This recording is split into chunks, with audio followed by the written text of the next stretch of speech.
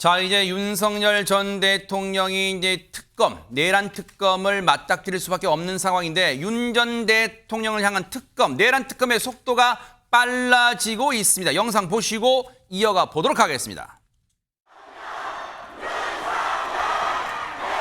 내란 특검이 사건 넘겨받고 출석하는 첫 재판인데 입장 있으실까요? 경찰 직접 출석하는 건 거부하고 계신데 특검 소환에 응하실 생각 있으신가요? 내란 혐의에 대해서는 어떤 입장이신가요? 금일특검은 윤석열 전 대통령에 대해 특수공무집행 방해죄 등으로 체포영장을 청구하였습니다.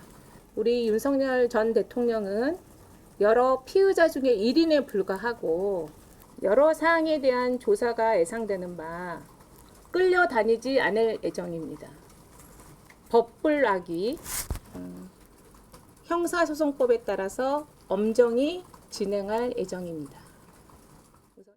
하재근 평론가님, 윤석열 전 대통령을 향한 내란 특검의 속도가 빨라지고 있다고 말씀드린 근거가 뭡니까 지금? 내란 특검에서 바로 어제 방금 보셨던 것처럼 윤 전 대통령에 대해서 특수공무집행 방해죄 등으로 체포영장을 청구했다고 밝힌 겁니다. 지난 3월 8일에 윤 전 대통령이 구치소에서 석방이 됐었는데 109일 만에 이번 다시 체포영장이 청구가 된 것이고 그 체포영장 청구를 하면서 동시에 출국 금지 조치도 내렸다고 합니다. 그러면서 이번에 특검팀이 뭐라고 그랬냐면 법은 신분 고하를 막론하고 똑같이 적용돼야 한다는 의미를 담은 한비자의 법불악귀 이런 말까지 인용을 하면서 앞으로 형사소송법에 대해서 형사소송법에 따라서 조사를 엄정히 진행하겠다 이런 입장을 밝혔습니다. 체포영장 청구에 따른 일반적인 수순이 출국 금지일 텐데 최진영 변호사님, 자 혹시 이 체포영장 청구를 특검팀이 공개한 게 혹시 이례적입니까? 아니면 이것도 일반적인 절차에 따른 겁니까?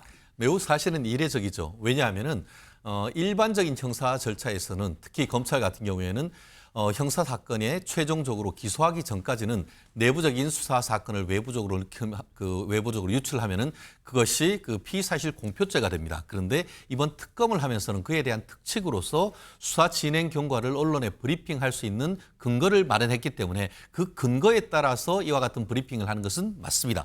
하지만 지난번 이런 내란 특검과 관련해서 이 법 자체가 그와 같은 어떤 무죄 추정 원칙에 반하는 등 위헌적 요소가 있기 때문에 이런 부분에 대해서는 그대로 통과시켜서는 안 된다라고 국민의힘 쪽에서는 반박했던 것이 바로 이 부분인데요. 어쨌든 지금 내란 특검 보호 입장에서는 그 특검 규정에 따른 부분이기 때문에 그 자체가 위법이다라고 볼 수는 없지만 어쨌든 일반적인 사안과는 사뭇 다른 것임에는 틀림없습니다. 특검팀의 체포영장 청구를 놓고 이담 아나운서 윤석열 전 대통령 측도 가만히 있지는 않을 것 같은데 어떻습니까? 즉각 반발을 했습니다. 단 한 차례의 출석 통보도 없는 체포영장 청구는 절차 위반이자 방어권 침해다라고 주장을 했는데요. 일단 특검과 경찰은 별개의 수사기관이라는 겁니다. 그동안 경찰에서 이제 출석 통보를 했던 거지 특검이 한 게 아닌데 이렇게 특검이 체포영장 청구를 할 수는 없다라고 주장을 하는 겁니다. 경찰 단계의 출석 요구를 원용해서 특검이 체포영장을 청구하는 건 법리적으로 타당하지 않다라면서 서울중앙지법에도 의견서를 제출했다고 밝혔습니다. 또 윤석열 대통령이 지금까지 특검으로부터는 단 한 차례의 소환 통보도 받은 적이 없다라면서 특검 사무실의 위치는 물론이고 조사받을 검사실이나 담당 검사에 대한 정보조차 전혀 전달받지 못했다라고 강조를 했는데요. 그러면서 특검이 이제 기본적인 절차를 모두 생략한 채 체포영장을 청구했다라고 주장을 하고 있습니다. 납득할 수 없는 조치다. 또 피해자의 방어권과 인권을 심각하게 침해하는 행위다라고 아주 강력하게 반발을 했습니다. 윤석열 전 대통령은 지금은 전직 대통령에 관한 예우를 아무것도 받지 못하고 있고 소수 인원의 경호처에서 파견된 소수 인원의 경호만 받으면서 법원으로 이동할 때 사저에서 지금 관저도 없어요. 사저에서 지금 법원으로 이동할 때 최소한의 경호만 받는 상황이에요. 그러면 손정혜 변호사님, 예전처럼 집단으로 몇백 명의 경호처 직원이 에워싸고 하는 그런 옛날 체포영장 집행 때 그런 모습을 이제 기대할 수도 없어요. 관저도 없어요. 철옹성도 없어요. 그러면 체포영장 청구된 거 발부 가능성은 어느 정도입니까? 일단은 소환에 불응할 것이 염려되는 상황으로 수사기관은 보고 있습니다. 첫 번째로는 이 특검에 대해서도 위헌적이다 이런 윤 대통령 측의 의견을 감안해서 체포영장을 이제 소환 없이 신청한 게 아닐까라는 생각을 하고 있고요. 특히 특검은 경찰의 수사에 어떤 여러 가지 자료들을 인계받아서 수사를 진행하고 있기 때문에 경찰의 여러 차례에 관련해서 특수공무집행 방해에 대해서 소환을 조사의 필요성이 없다라는 의견은 그대로 유지한다라고 한다면 체포영장 발부 가능성도 있다 이렇게 볼 수 있고요. 다만 발부 직후 또는 직전에 일정을 조율해서 특검에는 나가겠다라고 한다면 영장 발부가 실제 구인 집행되지 않고 일정이 조율된 상태에서 소환 조사가 이루어질 가능성도 있습니다. 지금 박지영 특검보, 내란 특검의 박지영 특검보 얘기 브리핑 중에 최진영 변호사님, 끌려다니지 않겠다. 이 말은 예전에 우리 여러분들 시청자 여러분도 기억나실 거예요. 공수처가 윤석열 당시 대통령입니다. 당시엔 대통령. 지금 탄핵은 당한 상태였지만 당시에는 관저에 체포영장 집행하러 가는데 그때 1차 무산돼가지고 여러 비판을 막 직면하고 2차 체포영장을 집행할 때 막 여러 회의도 하고 기간도 오래 걸리고 할 때 그때 막 수많은 비난받았잖아요. 근데 아마 끌려다니지 않겠다 한 것은 이번에 어떻게 하겠다는 걸 암시하는 그런 브리핑 내용일까요?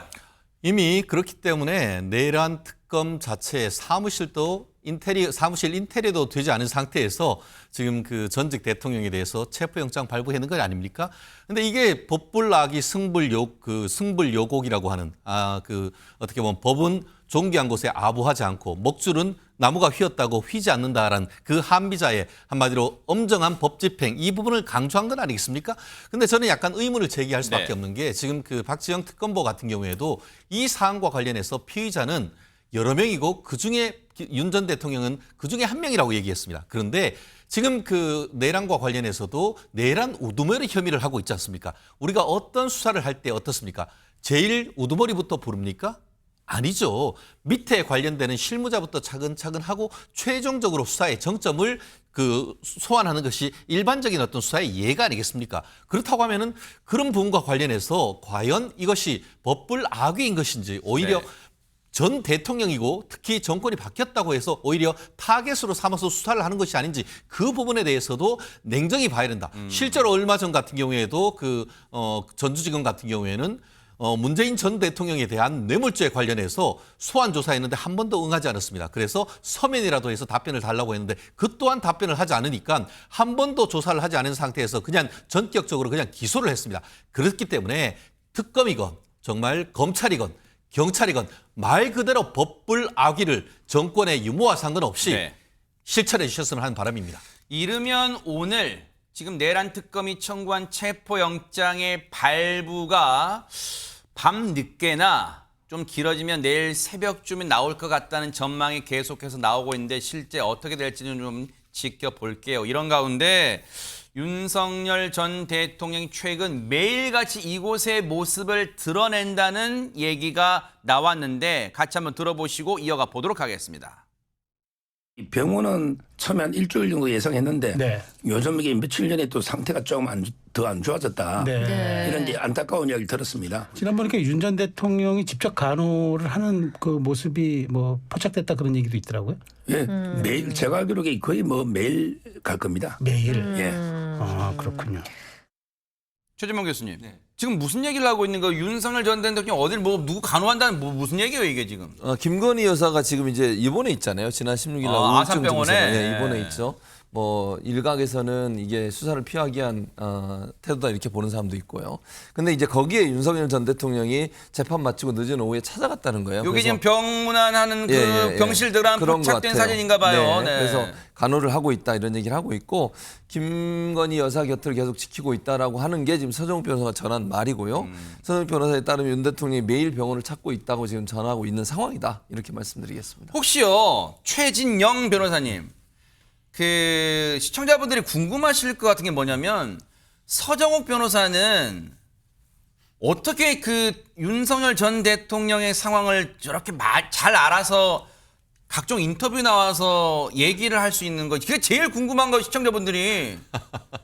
왜냐면 무슨 대통령실 공식 직함이 있었던 것도 아니잖아요. 개인적인 어떤 친분이 있고 같은 뭐 대학교 동문 선후배지 않습니까? 그리고 변호인 하진 않습니다만 전부터 어떤 개인적인 소통이 있었던 것으로 알고 있기 때문에 그것을 저희가 알 수는 없죠. 근데 어쨌든 간에 지금 그 윤 전 대통령은 말 그대로 전 대통령이다 보니까 비화폰이 있는 것도 아니고 아마 일반적인 휴대폰을 사용하고 있지 않겠습니까? 그럼 그걸 통해 가지고 뭐 그 소셜 SNS거나 아니면 휴대폰으로 전화를 할 수 있기 때문에 네. 그런 부분은 뭐 개인적인 관계 때문에 그렇습니다만 네. 다만 저는 그 서정욱 변호사님이 개인적으로 아무리 친분이 있다 하더라도 윤 전 대통령 부부의 근황을 이런 식으로 언론에 나와서 얘기하는 것이 적절한지에 대해서는 저도 조금 비판적인 시각으로 좀 봅니다. 개인적인 프라이버시는 또 지켜주는 것이 합당하지 않을까 생각합니다. 김건희 여사는 지난 16일 우울증 증세로 서울 아산병원에 입원 중입니다. 그런데 사실 김건희 여사 또한 특검의 이 압박에 자유롭지 못한 상황이에요. 관련 얘기 들어보시고 이어가 보도록 하겠습니다. 윤 전 대통령은 소환 부름으로 체포영장 청구됐는데 김 여사 같은 경우에는 그런 부분도 고려 대상이신지 좀 궁금합니다. 그 부분은 논의를 해서 정하도록 하겠습니다. 김건희 여사가 이제 관련돼 있는데 참고인 조사 이런 거라도 소환을 할 예정이신가요? 만약에 필요성이 있으면 해야죠. 네. 이제 소환을 불응한다면 어떻게 대응할 계획이신지? 소환에 불응하면 당연히 원칙적으로는 체포영장 발행하는 게 맞습니다. 김건희 여사는요.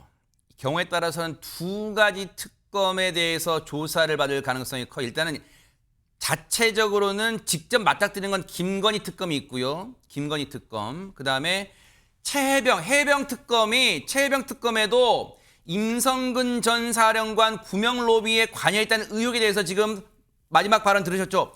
필요하다면 부를 가능성이 있다, 조사할 가능성이 있다. 지금 두 가지를 다 맞닥뜨리고 있어요. 그러면 최진열 변호사님, 김건희 여사에 대한 직접적인 조사 또는 지금은 입원 중이잖아요. 직접적인 조사 가능한 상황에 어떻습니까? 직접 조사해야죠. 그건 당연한 겁니다. 그거를 거부할 수는 없는 겁니다. 그게 법이기 때문이죠. 그렇기 때문에 언제가 될지는 모르겠습니다만 그 특검 사무실 포토라인에 서는 것은 수순에 불과하다. 다만 그 시점이 어떻게 될 것인가는 다른 사건 자체, 다른 피의자나 압수수색 절차 이런 부분이 진행되는 경과에 따라 있을 것이고 사실 김건희 여사가 지금 출국 금지도 되고 뭐 지금 사실 건강도 좋지 않다고 해서 병원에 입원해 있는 상태에서 어디 도주의뢰나 증거인멸 우려가 있다고 보기 어렵지 않습니까? 이미 사실 군검찰이라든가 경찰 이런 데서 관련되는 기본 사실에 대한 조사는 거의 다 된 겁니다. 네. 그러니까 최종적으로는 관련되는 사람들에 대한 추가적인 소환 조사 그 이후에 어느 순간 그 김건희 여사에 대한 소환 조사가 있을 것 같은데요. 아시다시피 그 일반 그 검찰과 달리 특검은 기한 시간에 제한이 있지 않습니까? 그렇죠. 그 시간 범위 내에서 김건희 여사의 건강 이런 부분을 최종적으로 어떻게 보면 조율을 해서 해야 될 텐데 만에 하나 계속 거부를 한다. 출석을 거부한다고 하면은 지금 그 최혜병 특검이 얘기하는 것처럼 원칙적인 체포영장 청구도 가능하겠지만 그렇게까지 되겠습니까? 결국 이 부분은 예전에 어떻게 보면 조국 전 장관 케이스 같은 경우에도 우리가 법조계에서는 부부가 같이 문제가 됐을 때에 동시에 두 명에 대해서는 구속을 하지 않는 것이 어떤 일반적인 예입니다. 왜냐하면 한쪽에 대한 어떤 옥바라지 이런 부분을 해야 되기 때문에 그렇기 때문에 윤 전 대통령에 대한 구속영장 같은 것이 먼저 청구가 되는지 이런 부분도 앞으로 어떤 변수가 될 것 같습니다. 발부가 될지. 네.